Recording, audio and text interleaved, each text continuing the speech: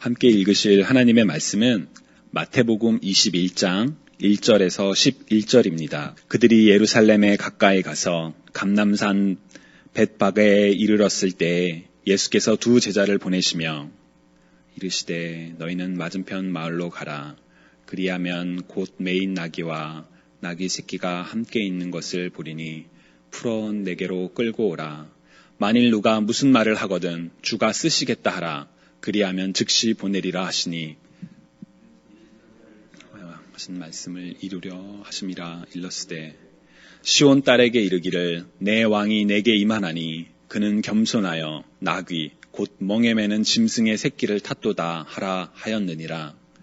제자들이 가서 예수께서 명하신 대로 하여 나귀와 나귀 새끼를 끌고 와서 자기들의 겉옷을 그 위에 얹음에 예수께서 그 위에 타시니 무리의 대다수는 그들의 겉옷을 길에 펴고 다른 이들은 나뭇가지를 베어 길에 펴고 앞에서 가고 뒤에서 따르는 무리가 소리 높여 이르되 호산나 다윗의 자손이여 찬송하리로다.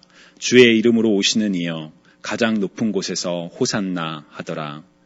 예수께서 예루살렘에 들어가시니 온 성이 소동하여 이르되 이는 누구랴 하거늘 무리가 이르되 갈릴리 나사렛에서 나온 선지자 예수라 하니라.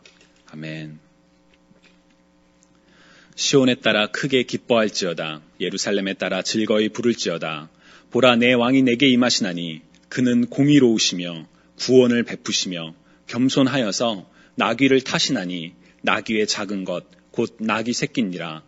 내가 에브라임의 병거와 예루살렘의 말을 끊겠고 전쟁하는 활을 끊으리니 그는 이방 사람에게 화평을 전할 것이요 그의 통치는 바다에서 바다까지 이르고 유브라데 강에서 땅끝까지 이르리라.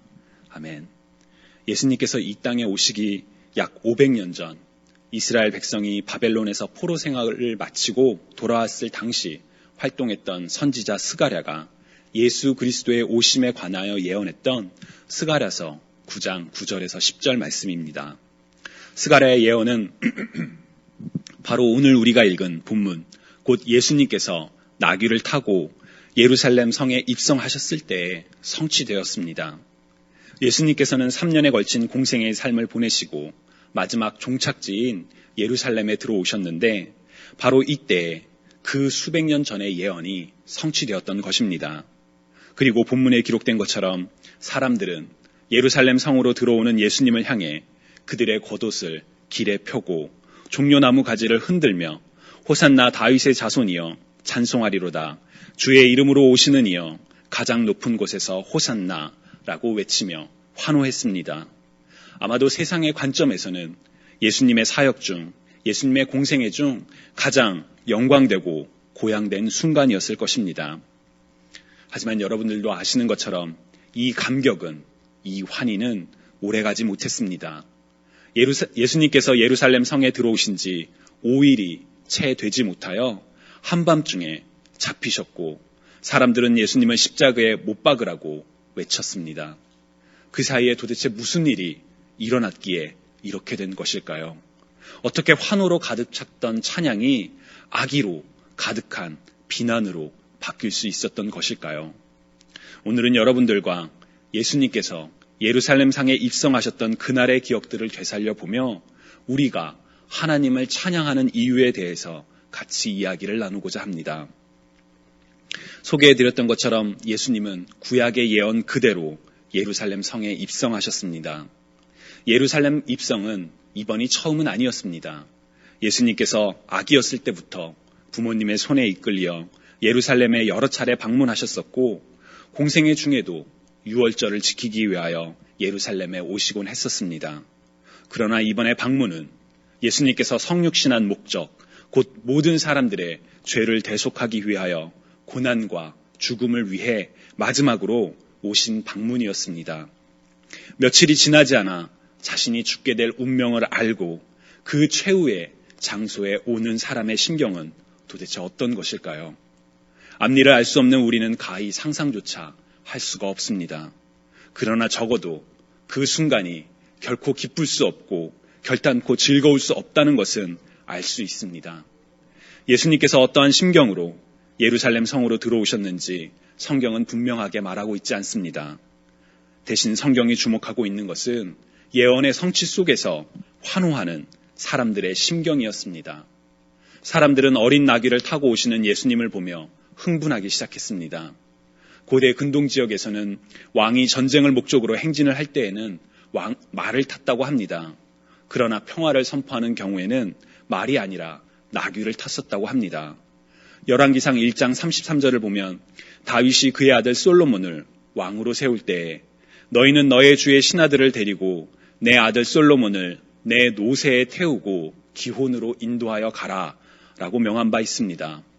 다윗은 왕위 계승을 둘러싸고 일어난 갈등 속에서 전쟁이 아닌 평화의 과정으로 솔로몬을 왕으로 세우고 싶었고 그래서 노새를 태워 기혼으로 내려보냈습니다.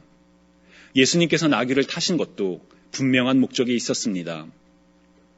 오늘 우리가 읽은 마태복음 21장 전반부를 보면 예수님께서 나귀를 타고 입성하시기 위하여 두 제자들을 보내어 나귀를 데려오라고 말씀하시는 장면이 자세히 기록되어 있습니다.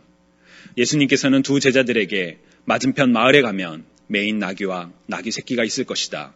그것들을 풀어 데려오라.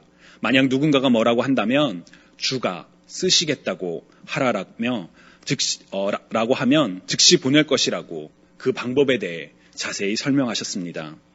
스가랴를 통해 예언된 하나님의 말씀을 성취하기 위하여 또한 정복자가 아닌 평화의 왕으로 오신 예수 그리스도를 보여주시기 위한 분명한 목적을 가지고 나귀를 끌고 오라고 말씀하셨고 나귀를 탄 채 예루살렘에 입성하셨습니다.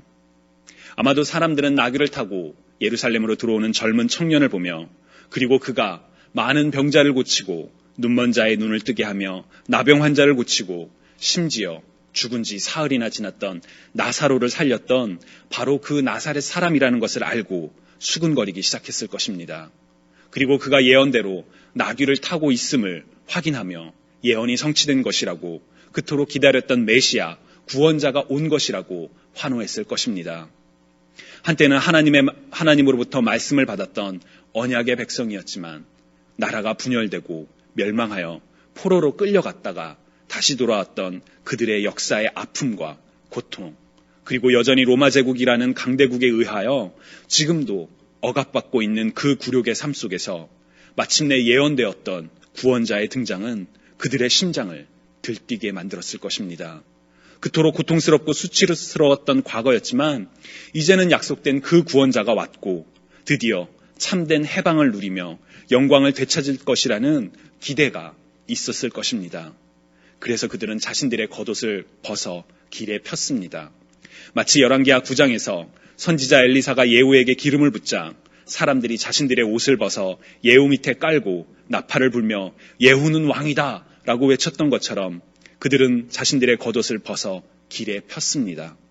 약속된 그 어느 왕보다 위대할 영광의 왕을 맞이하기 위해 자신들의 옷을 벗은 것입니다. 또한 그들은 나뭇가지를 베어 길에 폈습니다. 예수님께서 예루살렘에 입성한 내용은 사복음서 모두 기록하고 있지만 특별히 요한복음은 사람들이 종려나무 가지를 가지고 갔다고 기록하고 있습니다. 종려나무, 우리에게는 익숙하진 않은 나무이지만 이스라엘 사람들에게 종려나무는 매우 특별한 나무였습니다. 물이 부족하고 햇살이 강했던 근동 지역에서 높게 자라나는 종려나무는 그늘을 제공하는 안식처였습니다. 하나님께서는 이스라엘에게 광야에서의 40년 동안의 생활을 기념하여 초막을 만들고 거기서 거하는 초막절을 지킬 것을 말씀하신 바 있는데 종려나무는 바로 그 초막을 만들었던 재료였습니다. 하나님의 인도하심과 구원을 떠올리며 만드는 초막의 재료였기에 종려나무는 이스라엘에게 하나님의 구원을 보여주는 상징과도 같았습니다. 또한 종려나무는 근동 지역에서 다산과 풍요를 상징하는 나무였습니다. 한국에서는 찾아보기 쉽지 않지만 미국의 마트에 쉽게 볼 수 있는 데이츠, 곧 대추야자가 바로 이 종려나무의 열매입니다. 종려나무의 끝에 달리는 이 데이츠는 한 줄기에 무려 20kg이 넘도록 풍성하게 달리기 때문에 그 무게로 인해 나뭇가지가 찢어질 정도라고 합니다. 바로 이 종려나무가 다산과 풍요 그 자체를 이스라엘 사람들에게 상징하고 있었습니다. 심지어 겉으로는 죽은 나무처럼 보이지만 다시 새순이 돋고 자라 열매를 맺기 때문에 죽음을 이기고 다시 살아나는, 그래서 승리를 상징하는 나무가 바로 종려나무였습니다. 그래서 사람들은 바로 그 나무의 가지를 베어 예수님께서 오시는 길에 펼쳤습니다. 나귀를 타고 들어오시는 예언된 왕, 자신들에게 승리를 가져다줄, 구원을 가져다줄 그토록 고통스럽고 길었던 굴종의 역사에 마침내 종지부를 지을 승리자의 입성을 기뻐하며 찬양했던 것입니다. 그들의 이러한 간절한 바람은 그들의 외침 속에 고스란히 담겨 있습니다. 9절에 기록된 것처럼 호산나 다윗의 자손이여 찬송하리로다. 주의 이름으로 오시는 이여 가장 높은 곳에서 호산나라고 사람들은 외쳤습니다. 호산나는 오늘날 할렐루야와 같이 찬양과 기쁨의 단어로 사용되지만 사실 호산나라는 그 원래의 단어는 시편 118편 25절에 기록된 여호와여 구하옵나니 우리를 구원하소서, 주님 우리를 구원하소서라는 간절한 외침을 뜻하는 단어였습니다. 우리를 구원해 달라고, 우리를 살려달라고 나귀를 타고 성에 들어오시는 예수님을 향해 사람들은 구원자여, 승리의 왕이여, 우리를 구원하소서라고 외쳤던 것입니다. 이처럼 사람들이 환호했던 이유는 분명했었습니다. 그들이 겉옷과 종려나무를 길에 펴고 큰 소리로 외치며 찬양했던 이유는 나귀를 타고 오신 바로 그 젊은 나사렛 사람, 선지자 예수가 바로 기다려왔던 구원자, 자신들을 현재의 어려움 속에서 구원할 왕이라고 믿었기 때문입니다. 그들은 이와 같이 분명한 찬양의 이유가 있었고 그래서 더욱 기뻐하며 환호했었을 것입니다. 그들의 환호와 찬양을 예수님께서는 어떻게 보셨을까요? 아까도 말씀드린 것처럼 예수님께서는 이 예루살렘의 입성이 이제 생애의 마지막이라는 것을 아셨고 그곳에서 일어날 고통과 죽음을 이미 알고 계셨습니다. 또한 그곳에서 일어날 사랑하는 제자들의 배신과 도망, 그리고 지금은 자신을 왕으로 환호하지만 며칠이 지나지 않아 십자가에 못 박으라고 외칠 그들의 악한 모습도 알고 계셨을 것입니다. 하지만 성경은 그 예수님의 마음에, 고통에 아무런 설명을 하지 않습니다. 아마도 예수님 본인께서 침묵하셨기 때문이 아닐까 싶습니다. 고통과 외면, 배신을 아셨지만 그들을 자신의 안위보다, 영광보다 더 사랑하셨고 아버지 하나님의 거룩한 뜻에 순종하고자 하셨기에 아무런 말씀 없이 침묵하셨던 것이 아닐까 조심스레 추측해 봅니다. 저는 설교를 시작하면서 도대체 5일이 지나지 않은 그 짧은 기간에 무슨 일이 생겼기에 예수님을 향해 호산나를 외치던 사람들이 십자가에 못 박으라고 외치게 된 것일까라는 질문을 드렸습니다. 사실 특별한 일은 없었습니다.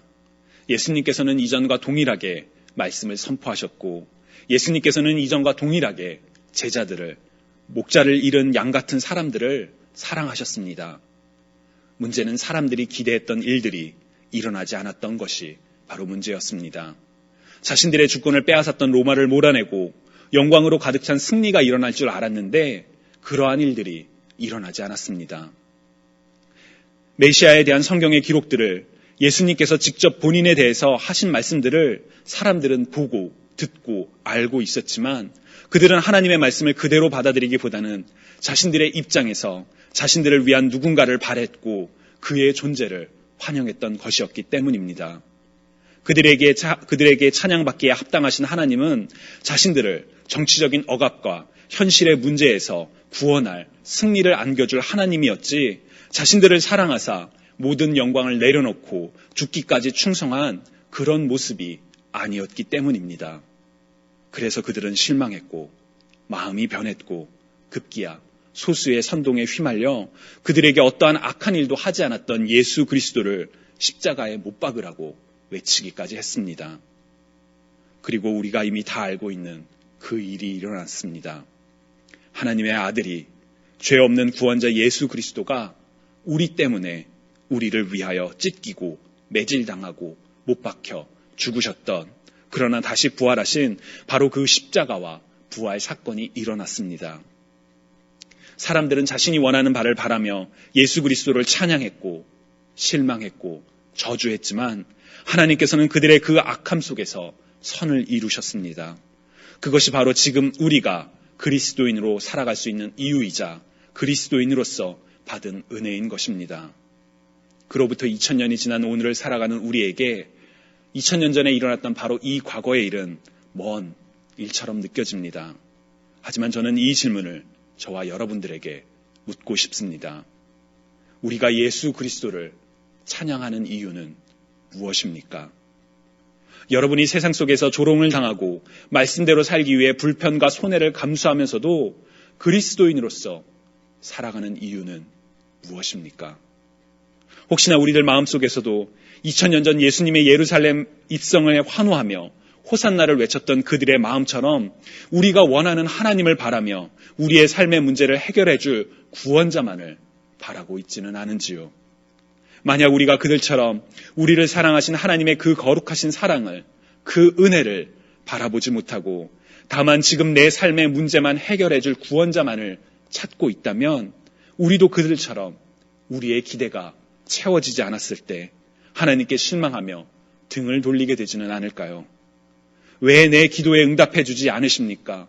내가 그토록 기도했는데 내 삶의 문제를, 고민을 해결해 주지 않으십니까? 그토록 병이 낫기를 간절히 기도했는데 왜 병이 낫지 않습니까?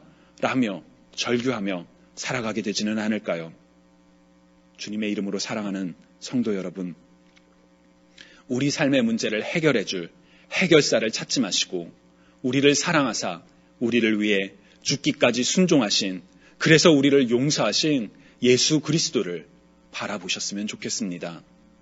우리 입술에서 하나님을 찬양하는 고백이 나오는 것은 내 삶에서 어려운 문제가 해결되어 좋은 직장을 얻고 바라던 사람을 만나고 자녀의 일이 잘 되어서 그래서 하나님과 감사의 찬양을 돌리는 사람들이 아니라 내 삶이 좋건 나쁘건 내 삶의 문제가 해결되었건 여전히 고난 중에 있건 그의 여부와 상관없이 나를 지으시고 나를 사랑하사 나를 위하여 그 독생자 예수 그리스도를 보내신 하나님, 온 우주의 창조주이시자 구원자이신, 그래서 찬양받기에 합당하신 하나님, 바로 그 하나님을 향한 감사와 찬양의 고백이 멈추지 않기를 소망합니다.